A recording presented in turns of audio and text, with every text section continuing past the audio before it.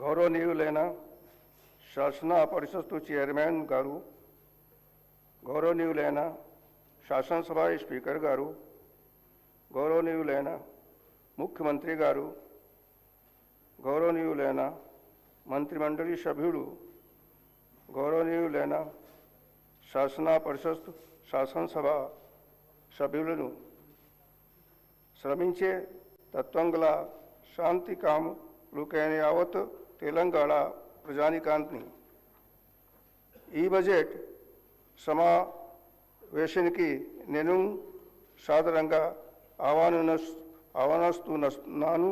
ఓకాం చరిత్రాత్మక పరిదర్శన దాంట్లో తెలంగాణ ఉండగా మనమందరం సమావేశం అవుతున్నాను.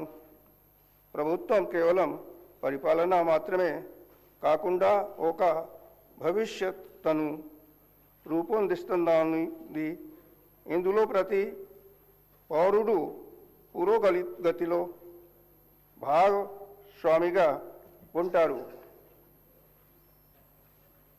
స్వయం పాలన, గౌరవం, న్యాయబద్ధమైన అభివృద్ధి కోసం ప్రజల ఆకాంక్షల ద్వారా ఒక సుదీర్ఘమైన చరిత్రాత్మక పోరాట ఫలితమే తెలంగాణ రాష్ట్ర ఏర్పాటు.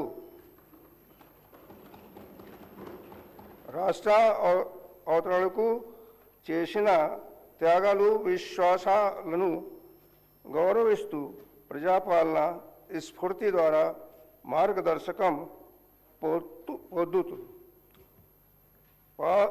పాలనలో పౌరులను కేంద్ర విధంగా ఉంచడానికి ద్వారా ప్రతి కుటుంబానికి, సమాజంలోని ప్రతి వర్గానికి అభివృద్ధి ప్రయోజనాలు అందేలా చూడడానికి నా ప్రభుత్వం కట్టుబడి ఉంది. ప్రజాపాలన మార్గదర్శక సూత్రాలను నా ప్రభుత్వం దృఢంగా విశ్వసిస్తుంది. అంటే ప్రజా కేంద్రీకృత పరిపాలన. ఇక్కడ ప్రతి విధానం, నిర్ణయం మరియు కార్యాచరణలో ప్రజా సంక్షేమము, న్యాయం, గౌరవం కేంద్రం బిందువుగా ఉంటాయి.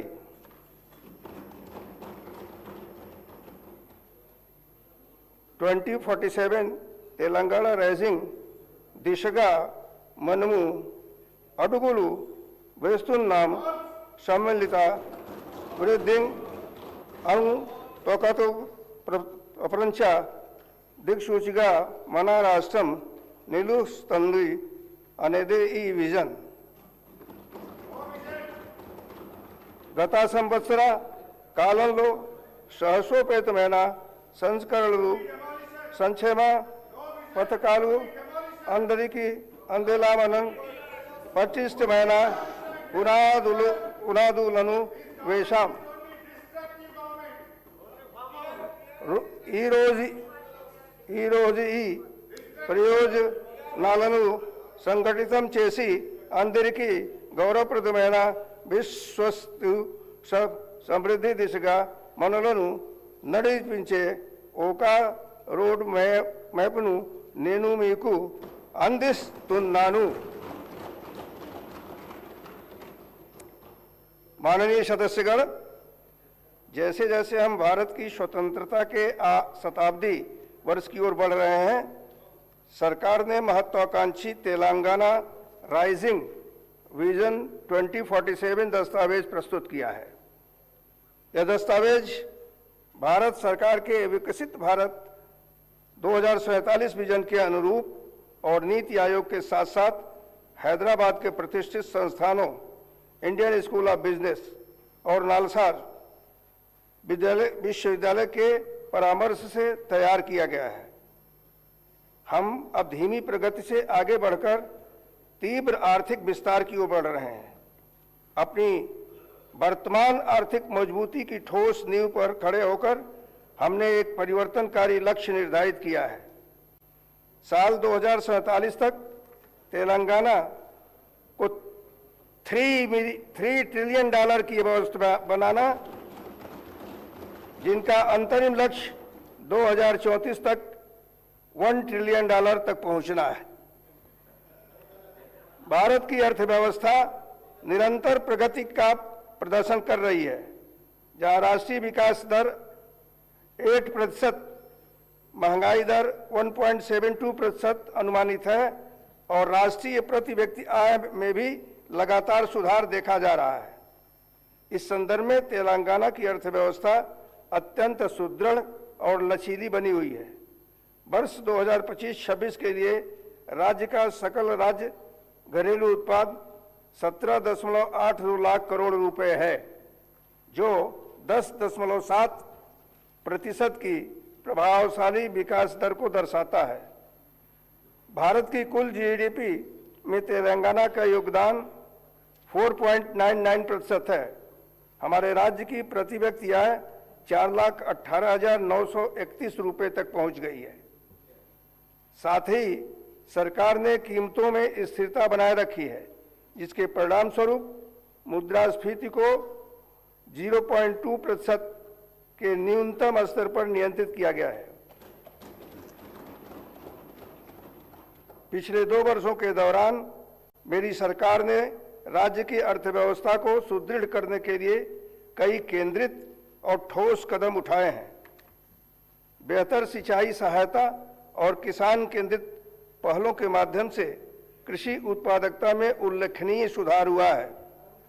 साथ ही निवेश प्रोत्साहन और ईज ऑफ डूइंग बिजनेस में सुधार के जरिए औद्योगिक विकास को निरंतर बढ़ावा दिया गया है। इसके साथ ही आईटी, व्यापार, पर्यटन और अन्य उभरते क्षेत्रों में वृद्धि के साथ सेवा क्षेत्र का भी विस्तार जारी है।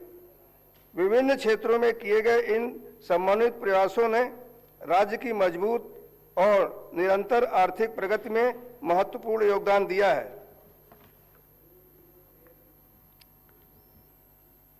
The government has adopted the Cure Pure Rare framework as a polycentric strategy to ensure balance and inclusive development across the state, moving beyond the Hyderabad-centric growth model. Under this approach, the core urban region core will evolve into a net zero, knowledge-driven global hub. The peri-urban region will emerge as a manufacturing and logistic engine, and the rural agri-region will be revitalized through climate-smart agriculture, ecotourism, and food processing, together creating a unified, resilient, and future-ready state economy. We are operationalizing the core urban region economy model to ensure sustainable and equitable growth. Telangana is urbanizing rapidly as urban population in projected to reach 53.8% by 2031. In view of this, recently my government has trifurcated the GHMC into 3 separate identities: Cyberabad Municipal Corporation, Malkajgiri Municipal Corporation, and the reconstituted GHMC. This restructuring of the municipal area will enable closer supervision of civic services, quicker grievances redressal, improved infrastructure, planning, and more balanced urban development. It will strengthen democratic decentralization by bringing urban governance closer to the people in the true spirit of the 74th Constitutional Amendment. The government also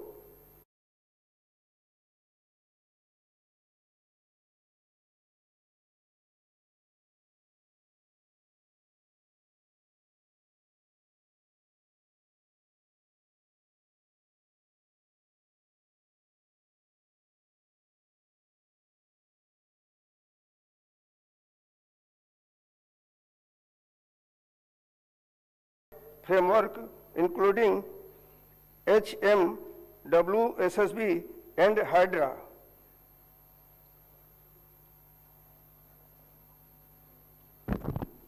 The enhanced law enforcement and administrative efficiency, and government has reorganized the Hyderabad police jurisdiction into 4 commissionerates: Hyderabad, Cyberabad, Malkajgiri, and the newly established future city commissionerate across the metropolitan region.